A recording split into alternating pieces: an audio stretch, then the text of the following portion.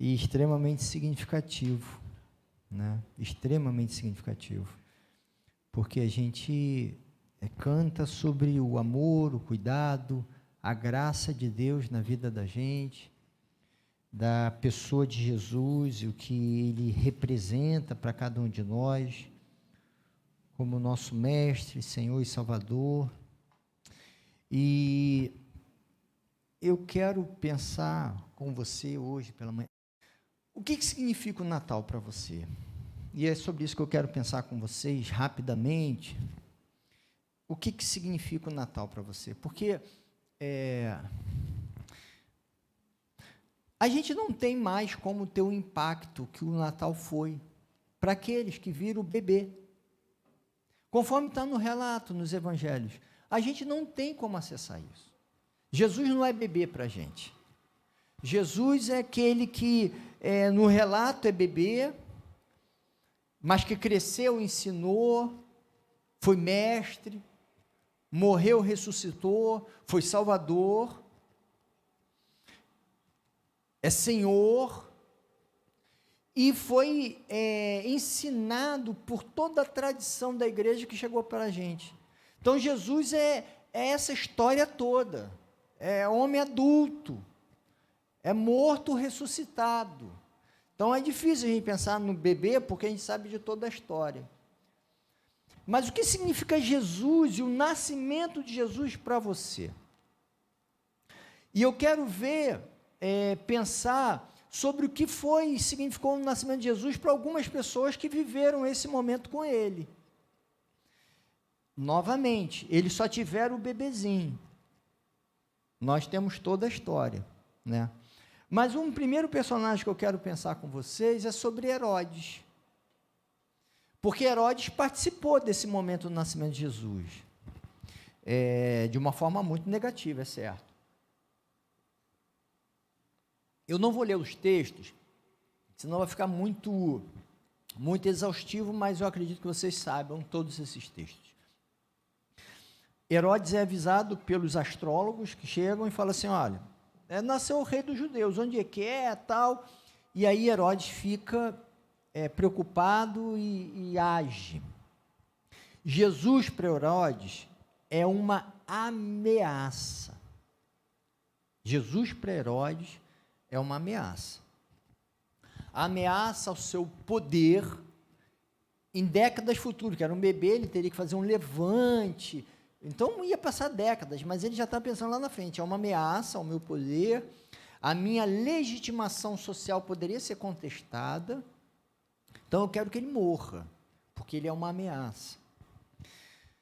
E olha, apesar de ser horrorosa essa postura dele, até hoje, muitos se protegem de Jesus, que foi isso que Herodes fez. E não pense dos outros, não. Pense da gente. É possível que a gente perceba Jesus como uma ameaça para a vida da gente, para as estruturas das igrejas e para a nossa própria estrutura de vida. Por quê?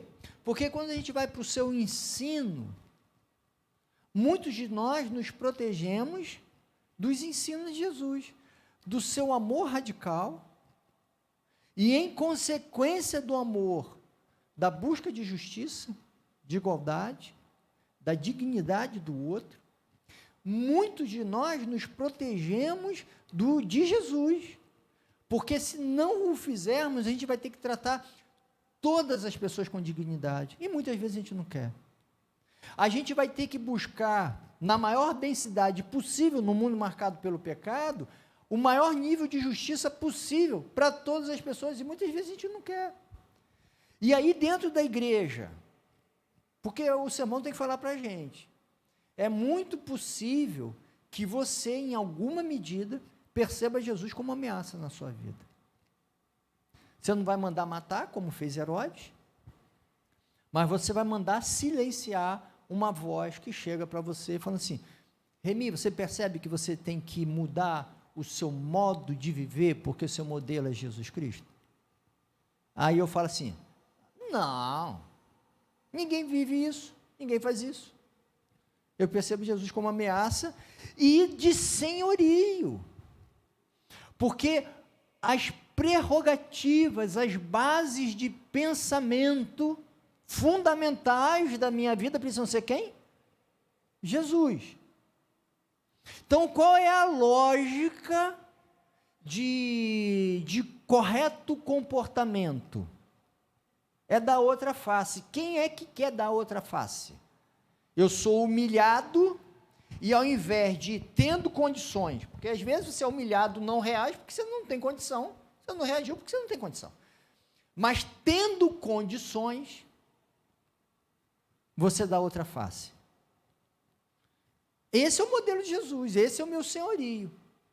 E muitas vezes a gente quer se proteger de Jesus porque a gente fala o seguinte: comigo é diferente, meu querido. Pisou no meu pé, sou muito gente boa, mas se pisar... Mas qual é o modelo? Qual é o nosso segmento radical a Jesus? A gente sente Jesus como ameaça muitas vezes. E não pense que eu estou falando de um ou outro muito ruim, não. Eu estou falando de mim. Estou falando de você. Muitas vezes a gente vê Jesus como ameaça. Não na medida do Herodes, evidentemente. Nem estou falando aqui dos desdobramentos de poder dentro da igreja, aí teria um mundo para falar, não vamos falar sobre isso. Outros personagens assim, que são muito relevantes nesse momento são os chamados magos do Oriente, que na verdade são astrólogos, né? A astrologia era um saber muito popular, foi até muito pouco tempo na história como um saber assim, valorizadíssimo para orientar. Hoje tem pessoas que se orientam pela astrologia, mas é algo mais localizado. E, novamente, eles conheceram o bebê. Então, eles não fizeram nada de errado. Mas, imaginando que, no decorrer do tempo, eles não mudassem a postura, tá? Então, o que eu vou falar aqui, daqui para frente, não é uma crítica a eles. Mas pegando para a gente, se a gente ficar com uma postura como eles tiveram somente, seria equivocado. Porque o que foi Jesus Cristo para eles? Jesus Cristo foi um motivo de devoção e de realização de uma compreensão que eles tiveram. Eles, por conta dos seus estudos, a gente não sabe como que isso se deu, como que Deus conduziu isso, mas por meio do seu conhecimento esotérico, eles buscam conhecer e concretizar o que eles estudaram, e ao chegar, eles devotam admiração, eles entregam presentes a Jesus e vão embora. O papel deles ali é esse, é devotar admiração, e conhecer, então é isso, e devoto admiração. E muitos se envolvem com Jesus dessa forma. Alguém para quem eu canto, oro, alguém que eu exalto, como eles fizeram. Também tem um interesse em conhecer os mistérios divinos, essa realização disso. Está errado isso? Lógico que não. Mas sem segmento radical, está errado. E muitas vezes, eu não estou falando que eles erraram não, porque eles viram Jesus bebê. Mas se a gente tiver essa postura, só essa postura, a gente está errado. Porque a gente já sabe de toda a história. E toda a história nos leva a uma entrega de vida. E muitos confundem o envolvimento com Jesus dentro dessa marca apenas de devoção. Seguir Jesus é muito mais do que devoção. É mudança de vida. Entende? Mas tem muitas pessoas que se relacionam com Jesus nesse campo da devoção. Canto, oro, quero conhecer, mas sem impactar mudanças. Aí você tem os pastores que também participaram, que é a mesma coisa que eu falei para os astrólogos, eu falo para eles, só conheceram o bebê, mas se ficar no que foi ali, se a gente ficar só naquilo ali, a gente estaria equivocado, porque Jesus para eles foi uma grande curiosidade. aparecem anjos cantando. Uau, o que é isso? Negócio extraordinário, maravilhoso. Falou que nasceu um bebê, se aqui está cantando anjo, imagina como vai ser lá. E os curiosos, uma curiosidade espiritual, inclusive, o que não está errado, essa curiosidade espiritual, essa curiosidade por saber, e eles vão lá. E aí, essa curiosidade, eles querem ver os grandes feitos, né? E eles divulgam esse extraordinário vivido. Legal. E tem muita gente que segue a Jesus nessa busca para viver e ver o extraordinário o tempo todo. É isso que busca. E, novamente, se esquecem que tem um segmento que é radical a Jesus Cristo, que é uma entrega de vida, um modo diferente de pensar. E tem gente que quer seguir a Deus, seguir Jesus, para ver as coisas extraordinárias. Estão toda hora atrás de eventos, de situações em que possa viver algo extraordinário, quando a caminhada cristã, como disse Paulo, é uma caminhada por fé. Quando eu vejo o extraordinário, eu preciso de fé? Não, eu estou vendo o extraordinário.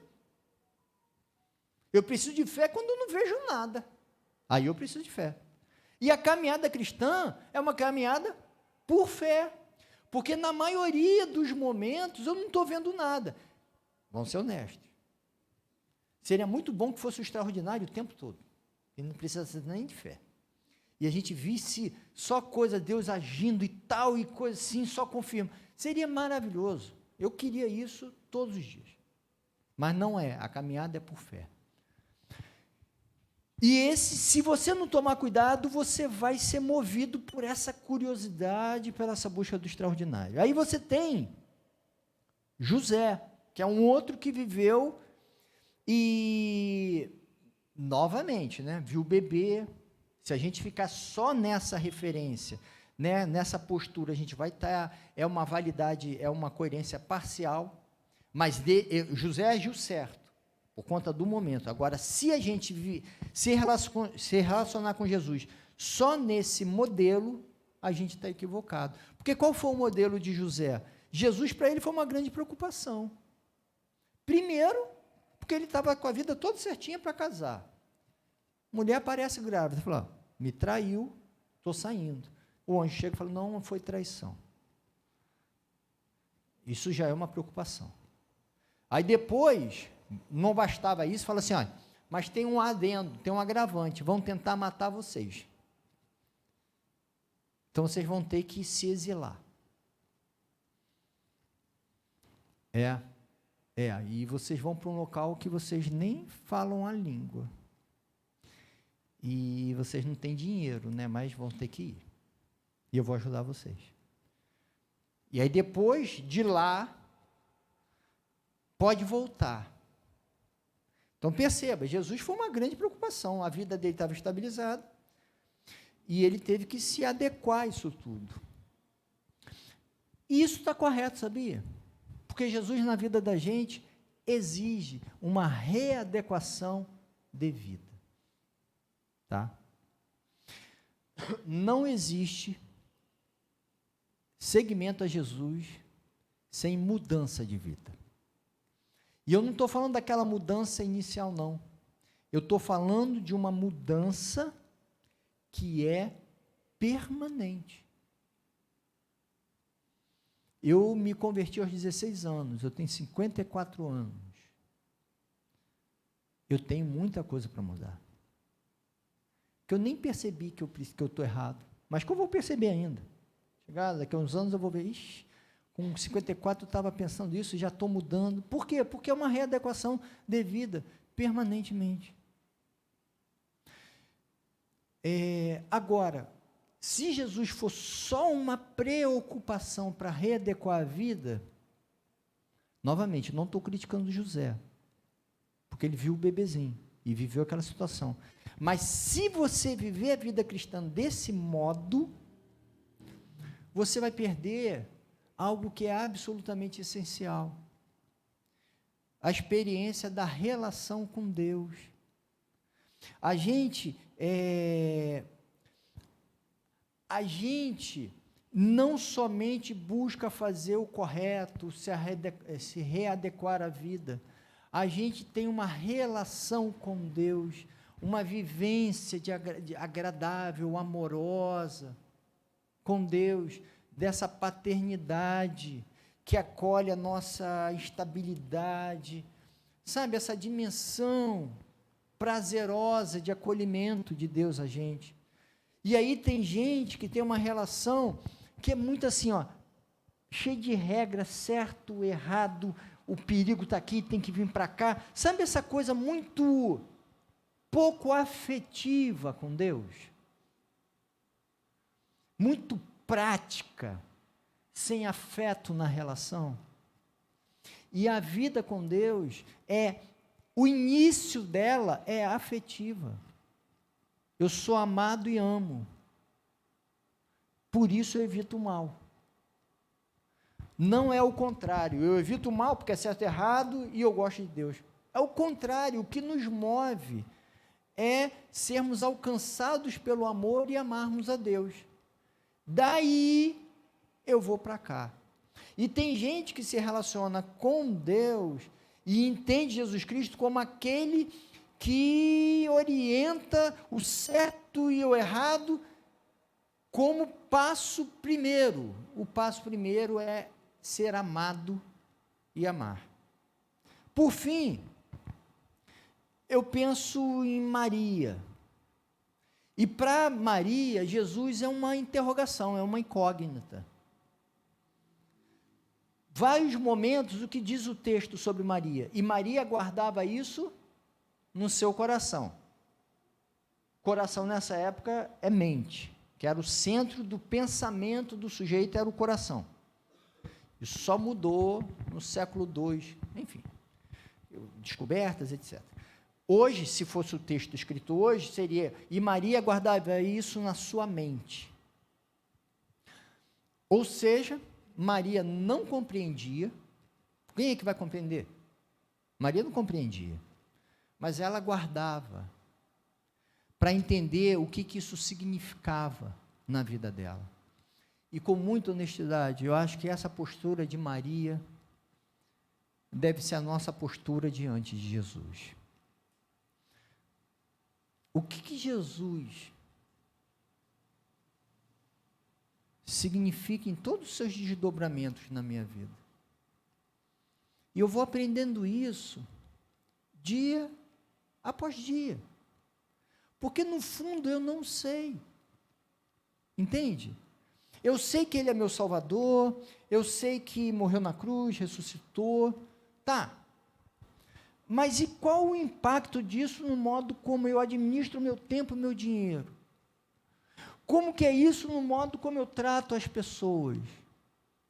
Ah, não, eu tenho que amar. Ok, esse geral a gente já sabe. Mas e o desdobramento miúdo do nosso cotidiano? Eu estou sempre aprendendo, e essa postura de Maria, de guardar a mensagem na mente, para que isso repercuta, para que eu consiga entender como eu vou viver no meu cotidiano, é uma postura extremamente relevante. Eu espero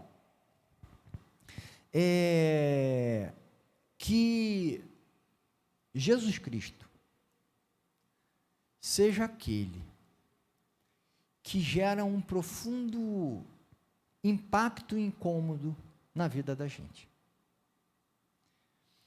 Mas aquele impacto incômodo bom, de nos fazer repensar o nosso cotidiano. Para a gente repensar e perceber que a nossa relação com Deus pode ser mais afetuosa, mais marcada pela graça. Que nessa relação eu consiga perceber a gravidade do pecado e me afastar dele. E ter a maturidade para dizer não para algumas pessoas e muito sim para outras. Sabe esses impactos da vivência com Jesus Cristo na vida? Que eu não sei, eu estou aprendendo. E eu espero que, assim como Maria fez, ela era muito novinha, né? Deve ter seus 12, 13 anos, vivendo essa história toda, muito complicada, ok, mas mesmo nós, os de já cabelos brancos, ou sem, né, a gente tenha essa postura de interrogação, de abertura para a vida. Jesus, que impacto a sua vida traz na minha, no que eu estou vivendo hoje?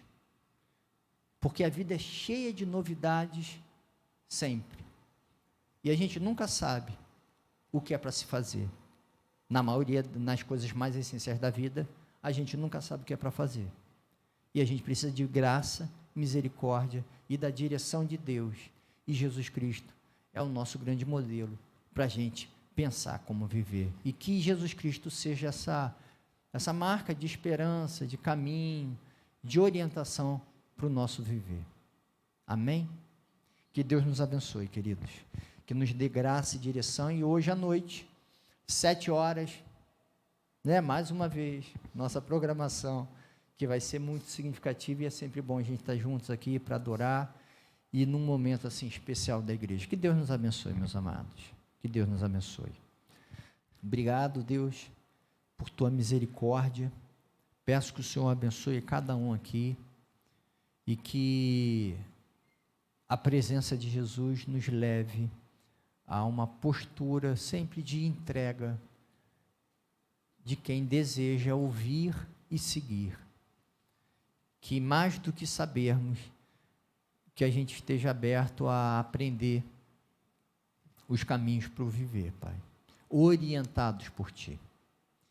E que todos experimentem aqui, Pai, a graça de serem fortalecidos por Ti e aprenderem a mensagem que vem de Jesus, Pai. Abençoe cada um, Pai, em nome de Jesus, Pai. Amém.